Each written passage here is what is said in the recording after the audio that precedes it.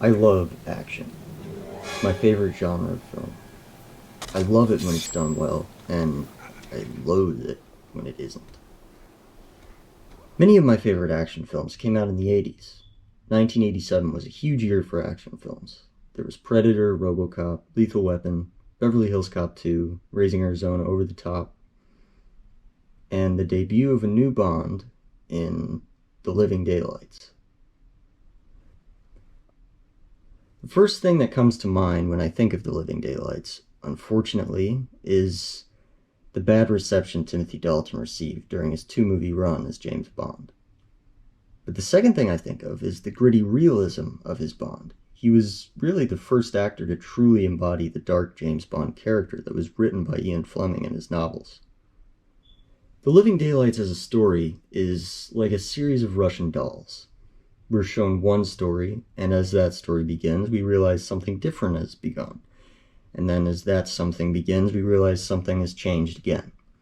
The Bond movies have a way of doing this, quite ingeniously in my opinion. Now they can and are looked at as quaint adventure films by a lot of people. But if you're taking that viewpoint, then the purpose these stories fulfill has gone right over your small little head. The James Bond films are experiences. We're sucked into the world that they provide. We're going through the story in James Bond's shoes. In the opening scene of a Bond film, especially, we are usually denied the same information Bond is denied. That way we're on the edge of our seats trying to figure out what's going to happen next.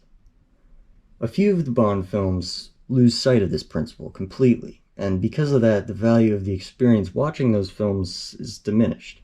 But The Living Daylights, after A View to a Kill, brought the Bond series back to this principle.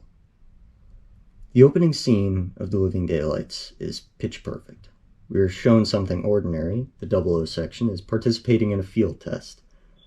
That's pretty ordinary for a Bond film, but the scene doesn't linger on that feeling of normalcy for too long.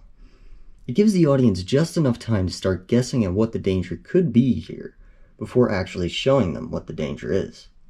The moments are perfectly orchestrated to last a certain amount of time, and as far as things go visually, it's aged very well due to the great use of practical effects from Chris Corbould and his team, and the excellent wide-angle shot composition from director John Glenn, who is entering his third outing as a director for the series.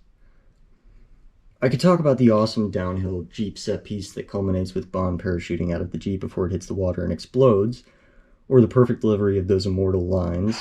Bond, James Bond. But I think the best moment to talk about in this scene is the sequence on the cliff where 004's rope is cut by the villainous imposter, sending him to his death. This moment serves as the visual and auditory crescendo where the action begins to spike exponentially in the minutes following. The story makes sure to take its time with the moment, to ingrain in the audience that this is no longer just a test. The stakes are real, and they are deadly. And after this point, the chase ensues quickly.